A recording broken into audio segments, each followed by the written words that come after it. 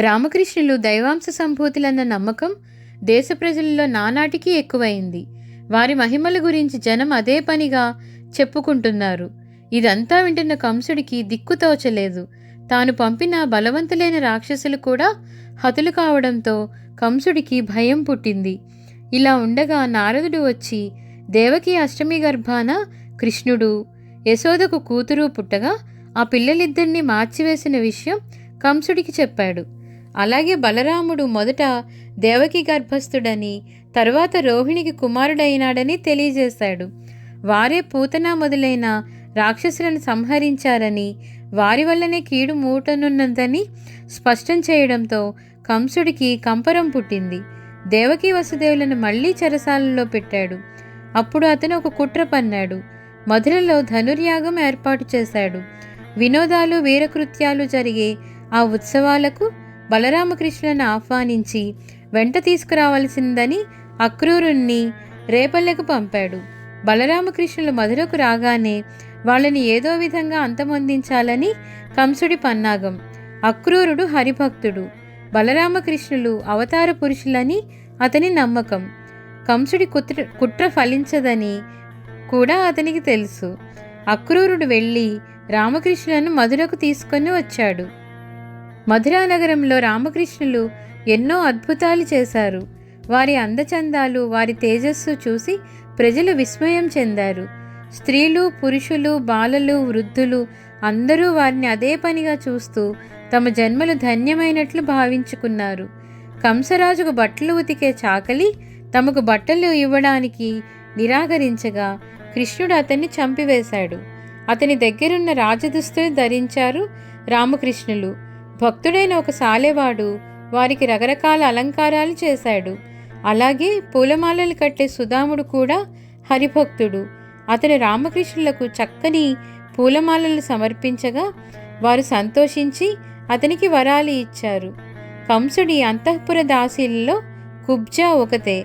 ఆమె కురూపి, శరీరం వంకరలు తిరిగి చూడడానికి చాలా అసహ్యంగా కనిపిస్తుంది. కంసుడికి గంధం మొదలైన లేపనాలు, పరిమళ ద్రవ్యాలు తయారు చేసి తీసుకొని పోవడం ఆమె పని. ఆమె రామకృష్ణులకు మంచి మంచి పైపూతలు సమర్పించింది. భక్తితో వారిని పూజించింది. అప్పుడు కృష్ణుడు కుబ్జా భక్తికి మెచ్చి ఆదరంతో ఆమె శరీరాన్ని స్పృశించాడు. అంతే, కృష్ణుడి అనుగ్రహం వలన తక్షణమే కుబ్జకు కురూపత్వం పోయింది. అందమైన రూపం వచ్చింది. అప్పుడు ఆమె కృష్ణుని అనేక విధాల స్తుతించి ధన్యురాలయ్యింది. ధనుర్యాగం ప్రారంభం కాకముందే తమ ప్రతాపం కంసుడికి చూపాలనుకున్నారు రామలక్ష్మణులు. ధనుర్యాగం ఏర్పాటు చేసిన ప్రదేశంలో ఆయుధశాల ఉంది. అక్కడ భటులు కాపలా ఉన్నారు. రామకృష్ణులు ఆయుధశాలలో ప్రవేశించారు. అక్కడ ఎవరూ ఎత్తలేని ఒక పెద్ద కోదండాన్ని కృష్ణుడు అవలీలలుగా ఎత్తి విరిచివేశాడు. భటులు కోపంతో ఎదిరించగా రామకృష్ణులు వారితో యుద్ధం చేసి చంపివేశారు. కంసుడికి ఆ సంగతి తెలిసి భయంతో వణికిపోయాడు. మధురలో అనేక అపశకునాలు పొడగొట్టాయి. ఆ రాత్రి కంసుడికి పీడకలలు వచ్చాయి. చావు దగ్గరికి వచ్చినట్లు సూచనలు కనిపించాయి అతనికి. అయినా మరునాడు జరిగే మల్లయుద్ధ ప్రదర్శనలో తన ఆస్థానంలోని మల్లయోధులు చాణూరుడు, ముష్టికుడు అనేవారు రామకృష్ణులను చంపి తీరుతారని ఆశ పెట్టుకున్నాడు. అందుకు ఏర్పాట్లన్నీ పూర్తి చేయించాడు. తెల్లవారింది. మల్లకి క్రీడా మహోత్సవం మొదలైంది. రామకృష్ణులు రంగానికి వచ్చారు. రంగద్వారం వద్ద కొండలాంటి మదపు టేనుగు ఉంది. దాని పేరు కువలయాపీడం.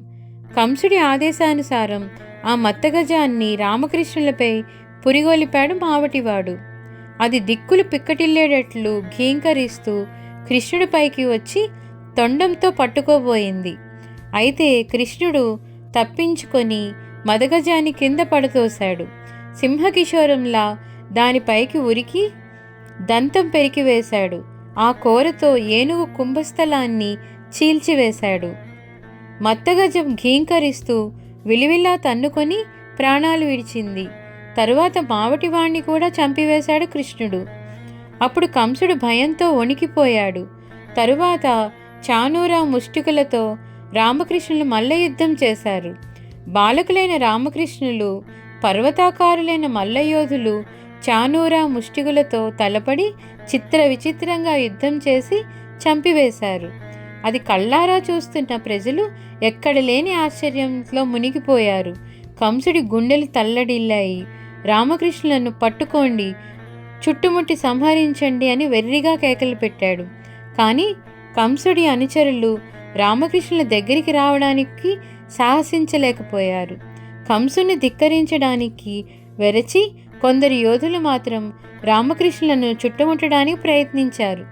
ఇక ఉపేక్షిస్తే లాభం లేదని కృష్ణుడు సింహాసనంపై ఉన్న మేనమామ కంసుడి పైకి ఉరికాడు.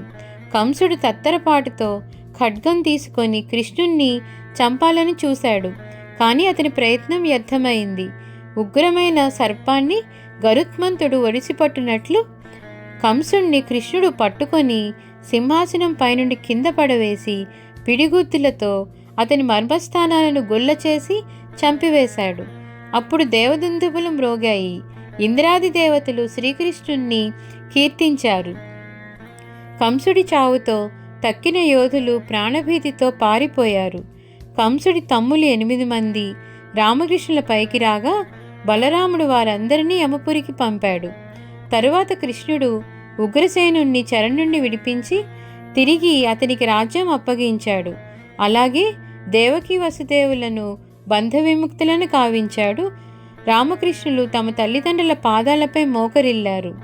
తమ కుమారులను లేవనెత్తి కౌగిలించుకొని అంతులేని ఆనందాన్ని పొందారు దేవకీ వసుదేవులు.